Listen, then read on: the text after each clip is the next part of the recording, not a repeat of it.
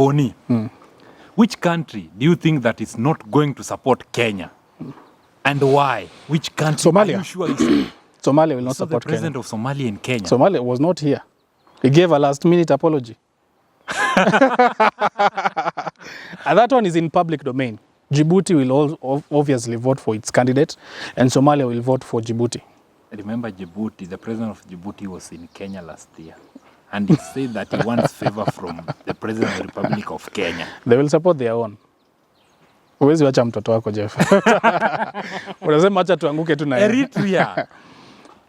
I think Eritrea will now also, if Djibouti has not mended relations with Eritrea, it is likely that Eritrea might support Kenya again. What is very interesting is that I've seen, this is not confirmed, but I've seen in social media, in some comments somewhere, some people say that Baba should be the AU chairperson because Baba supports Somaliland's autonomy. And that is why Somalia doesn't want to support Baba Raila Odinga. Why? Yeah, because Somaliland has been independent or working independently for 30 years, yet it has never been granted that autonomy to be a country on its own. So that is someone said that in social, unconfirmed, but that is someone said that, and that is maybe the reason as to why Somalia is jittery about allowing Baba to be the AUC chairperson. Yes. This is very sad. This is very sad to hear what is happening. What about Ethiopia? Ethiopia, if we go by that statement that I've just said, Ethiopia, we are seeing Ethiopia supporting Somaliland to make deals with Somaliland so that they can get a border, they can get a port in Somaliland. Djibouti. So by that virtue, Ethiopia might support Kenya if you are looking at that structure, where Somaliland comes into interest and Ethiopia wants support there, and if Somaliland becomes a country, then it's easier. There is that discussion, but we're not yet there. As at now, Ethiopia might support Djibouti because they are very close neighbors, and it is Djibouti that has that working port, nearest port with Ethiopia, and Ethiopia really needs a port. It really needs a port. It knows that it cannot get a port it cannot get a good port that is via Eritrea. Yeah. The only country that is supplying Ethiopia with a very good port is Djibouti. Kenya's port is very far. Lamu port is far from Ethiopia, that is given. Somalia is not even in good terms with Ethiopia right now. Yeah. But Ethiopia will support Djibouti, because if it doesn't support Djibouti, they'll say we'll shut these ports. Yeah. We have your port here. You have nothing else against us. Yeah. We just have to support us. So that is the leverage that Djibouti has. Djibouti also has the leverage of the support of many huge countries, these influential countries around the world. It has bases, military bases there. China, US, France. All of them have bases there. And that has been a point of discussion for many, that Djibouti has that favor from international community, that it has all these bases there. But Kenya also has a Manda Bay, the US base. Kenya has very close relations with the US. Kenya now, as we've seen, has even joined the Asian Investment Bank, Chinese investment bank, that is going to supply loan to Kenya. That means that Kenya is going closer to China. So I'm saying the foreign policy of Kenya coming in to support all this, that Baba should be aligned to get the AUC seat. As you are finishing, if Baba wins, and I know very sure that Baba is going to win, which goodies is Kenya going to get? A lot. And specifically, that is the reason as to why Baba was very important to go to China. China is bringing a lot of development in Kenya. As you know, the West or the US does not really like investing in huge projects in Kenya. The US would rather give money to the IMF than the IMF gives us, or the US just loans us directly, but it doesn't like to build roads or build whatever. It's only the promise that they give. They gave when Ruto went there, and they say that they're going to build a dual carriage from Mombasa to Nairobi. Yeah. But China has been a very huge investor in Africa. If you're seeing all these... Expressway. The expressway, even Thika Highway. Yes. Yeah, it's and Chinese. Even the SGR. The port, the Lamu port, and most importantly is the Lamu port. So Raila Odinga was very fundamental to go there, to also start orienting himself and advocate for these huge projects. These huge projects that we're talking about, the SGR and the Lamu port, are going to benefit Kenya directly. If at all that is going to be secured and Raila Odinga can advocate for them, the Lamu port is going to give Kenyans a lot of jobs. If you have the LAPSET project done, well done and corridored, we're going to have highways from Lamu all the way to South Africa, no, South Sudan, and we're going to have a highway from Lamu all the way to Ethiopia. These infrastructure projects are going to benefit Kenya. Yes. They're going to open the northern part of Kenya, and you know, Raila is the best person to go and advocate for this because it's going beyond the country to now affect other countries. So that one is overseen by the AU, and now Raila Odinga will be that person to oversee them, as well as SGR, because the SGR is not supposed to end at Naivasha. The SGR is supposed to go all the way to Burundi, Rwanda, and DRC, and even Uganda. So Raila Odinga is the best person to also go and advocate as the candidate right now, but as the future maybe AUC leader, he's the best person to go and advocate for such initiatives that will benefit the entire African region. So he was the person that was best placed. I'm not sure why the others will not be part of that very critical meeting, but it is very important that Raila Odinga had to orient himself with the Chinese government, because the amount of investment that China has made in Africa, I'm telling you, China will have an influence on who is going to be the AUC chairperson. Yeah. That one is given, because they will not want a person who will go away from what they've done in Africa, someone who is going to disregard Chinese influence in Africa. They want a person who is going to be, as we can call it, neutral, but they would like him to lay or to lean to China, but of course that AUC chairperson cannot. They would like a person who will not affect their business in Africa, because there are many countries that are indebted with Chinese loans. There are many countries that have projects like Kenya. Even I believe Tanzania has a lot of projects with China. So they don't want that disruption. So China is going to influence who is going to be the president. I think Raila Odinga is going to win this. Yeah, he has the favor. He has the favor. Yeah. He has the favor. I think he's going to clinch this AU seat, and this is going to be the first big seat that Raila Odinga has gotten. This guy has suffered. He fight 5 times, 0. Yeah. And the message that you can give as we end this, the message that you can give to our fellow Kenyans, we know that there are some people who will not celebrate Raila Odinga being the AUC chair. But what I said even in the other session here, Jeff, it will take a lot of time for this opportunity to be in line with Kenya. A lot of time. And as we counted, it's about 32 years, but it is more. If you're going to lose these 8 years, it's plus 8, that is 40 years. Yeah. And 40 years, when it comes back, to East Africa, Tanzania will say, we also have our candidates. Yeah, Uganda also can produce candidates, you know. True. That is another 40 years. That is 80 years. Yeah. I think people used to love Baba. To be honest over here, we always be honest. Yes. People used to love Baba. Yes. People were always there for Baba. People were campaigning the first time that Baba should go and get the AU seat and relax. Yes. Where the problem came in is during the post-election, the Maandamano, demonstration, is where people say that we don't love Baba, we don't want to see Baba. After the broad-based government, where the people of ODM went and joined the government, that's where the rain started beating Raila Odinga. But people have been loving Baba. Baba is someone that is very hard not to love. Yeah. To be honest, it's very hard not for you to love Baba. Unaweza mchukia leo, kesho unaamka asubuhi amefanya kitu poa. If it was not for Baba, hatungeweza hata kuongea hivi. Hatungeweza kuongea. Yeah. This has been brought by Baba. Yes. Hata if it wasn't for Baba, hatungeweza hata kwenda kwa streets. Yes. Kusema Ruto must go. Absolutely. It wasn't for Baba, Morara Kibaso angekuwa juu ya magari, aki-launch hizo projects za Ruto. Kweli.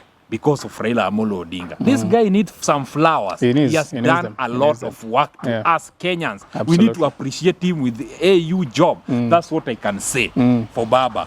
Sisi wenye tunapiga Baba vita, tuache hiyo mambo. Let's pray for Baba to get the AU seat because the mzee has done a lot to Kenyans. Unaona? To fight ukubali zile makosa zenye amefanya sahi, we should appreciate him for what he has done. Kumbuka the 2007 election. Vita ilikuwa. Nani alikuja akasema let's greet each other, let's work as a team for me nini, but Baba alikuwa ameshinda. 2007 Baba won. It was sure bet. Watu walipigana. What Baba did? Kasalimiana na Kibaki, kukakuwa na nusu mkate. Kofi Annan akakuja akamaliza hiyo maneno, kukakuwa na maneno. Why should you hate Baba? There is no reason at all. There is no reason. I think Baba has done his part and has done a very good job. That democracy, Kenya is now known as a democratic country. We have neighbors here and we can see them where the even raising a voice at your leader is impounded with a lot of force. Uganda here, our neighbor. Just the other day, just the other day. So what happened? Someone got shot. So I would just like to tell our young brothers that Kenya was not far from where Uganda is today. And Raila Odinga was the person who has brought us from that kind of a life, where we can sit here and critique the government, and we leave this place, go back home to our families, and come back here the other day. If this was Uganda, and we will speak something against William Ruto, someone will be waiting for us kwa gate. It's true. Kwa gate. And we will stay for quite some time pale kwa prison, and our life will just be messed up. So let us give Raila Odinga his flowers. He's a human being, just like everyone else. We don't expect Raila Odinga to be an angel. He's not God. Kila mtu ana make mistakes. If he made a mistake as per you, just accept it and let us move on as a country. And when we are fronting a candidate in international scene, it is also always proper. And of course, I'm not saying that people should not have their own views, but I think as a patriot, it is very important that we should just align ourselves and be behind one person and say that we are fronting this person for the AU chairperson, because Baba was a person that you will have to elect, you will have elected just 2 years ago to be your president. Today you are saying that you don't want him to be the AU chair. What does it tell about you? What does it say about you? We are the same people that told Baba usitoke. Baba usitoke kwa hii maandamano. Tuache. Baba akaka. Right now, we want Baba to go to Addis Ababa aende akae tu. As how we say. We are Africans and Africa is our business. I think next time we say game over.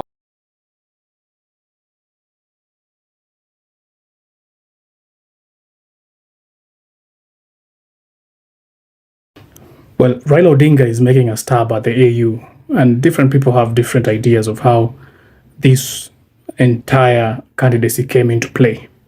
But one thing is for sure, that Raila Odinga is going to assist the East Africa region, and specifically his country of origin, should he secure the AU seat. And I'll tell you 4 reasons why. 1, Raila Odinga will secure regional influence and leadership while he is at the AU seat. This is very important, for example, in Kenya, where we have a project like LAPSSET that has not been completed.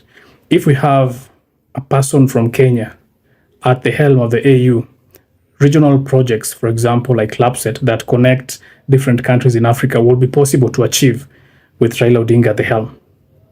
It is also important to know that there will be economic growth through infrastructure and trade.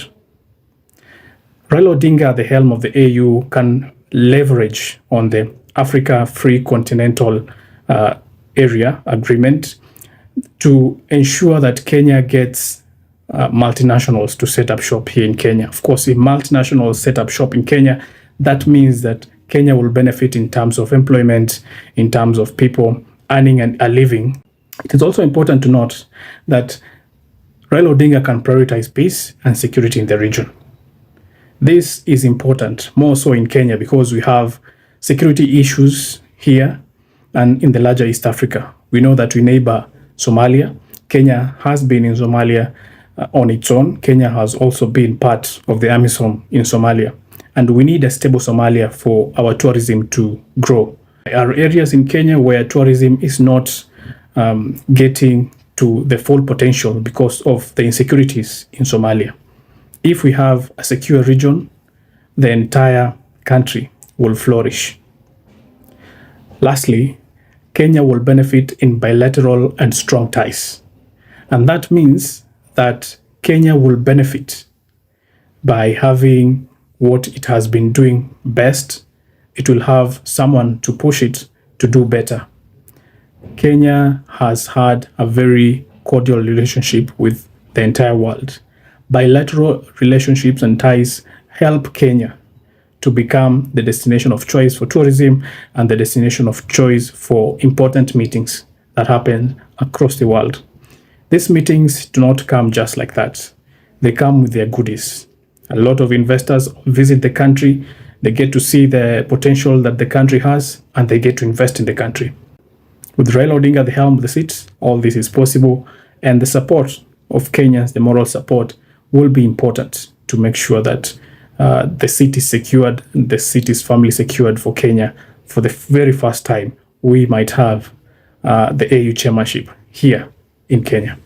And now that all this has happened, and now we are in a different phase, do you think Raila Odinga betrayed the Gen Zs, or Raila Odinga was just part of the system? You know, I will not say Raila betrayed the Gen Zs. Again, I will not say that he did them a favor by joining the government. But you need to understand that even before Gen Zs went to the streets, Raila was in the streets in 2023. And what happened then? 75 people were killed in those demonstrations. If there were people Raila betrayed the most, it was those guys. Because up until today, their families have not been compensated in any way. People lost their hands, people lost their feet, they cannot walk anymore. I think if there are people who Raila betrayed the most were those, because I did not feel then that Raila was going to the streets to fight against, to fight for the lowering of the cost of living, to fight against high fuel prices. I think the goal that he has achieved right now is what took him to the streets in 2023. But right then, the atmosphere, the environment was not ready for him to be co-opted in government. But right now, he just saw a vacancy that he would slide in with this Gen Z's protest. He did not betray anyone. I do not feel he betrayed the Gen Z's. Maybe those supporters of his that supported him in the fight against the cost of living, he betrayed them. And in general, all Kenyans in the fight against this oppressive government. But again, Raila is a very tricky person. Right now, he comes and tells you, I'm not in government, hakuna mambo ya handshake. But you're seeing his guys in those ministerial positions. It could be that he's honest with Kenyans. I'm not in government. I just put these guys of me here to just see if they can salvage something and bring something to my side. It could be the truth. It could be the truth. There might not be a handshake traditionally as we know it, but Raila is strategically in government to just salvage something for himself. Again, he could be coerced to just join government because he's a candidate for the AUC chairmanship. He might have not had a choice. That's why maybe he just said, let me join this government. Would you support Raila Odinga for the AU chairmanship as a Kenyan? I think Africa needs someone who is futuristic. When you bring someone who represents the old, you're just bringing Africa more problems. And I do not support Raila Odinga for the AUC simply because he does not represent what Africa's future is about. This guy is just going to Africa to advocate for 80% funding from the West. You cannot fund Africa from the West and expect Africa to make progress. That will not happen. And this is what Raila represented his candidature. And again, on that list of all those guys, there's no one I see progressive. So up until I think all of them are just almost the same. They are just on the same level. And I think up until Africans realize, and especially the young Africans, what is at stake, and they grab these positions and think futuristic, there is no progress you're going to make. And it has to start from the MCA level. Take leadership from your family. Take leadership from your village. Take leadership from your ward. Take leadership from your constituency, up until we get there in the African Union. But up until that day, no progress is going to be made. As we are almost finishing, we bring in Jimmy Wanjigi. Jimmy Wanjigi has been in the limelight. We know Jimmy Wanjigi very well, but right now, recently, he has been the talk of town that Jimmy Wanjigi is being haunted by the government for reasons we don't really clearly understand. That Jimmy Wanjigi has been funding the movement. Jimmy Wanjigi has been out there supporting the movement, and even some are saying Jimmy Wanjigi for president 2027. And he even said that the elections don't need even to take even to 2027, that in between here, there can't be elections. What is your take about Jimmy Wanjigi? I think, again, just like Raila Odinga, Jimmy is taking full advantage of the situation to his own good.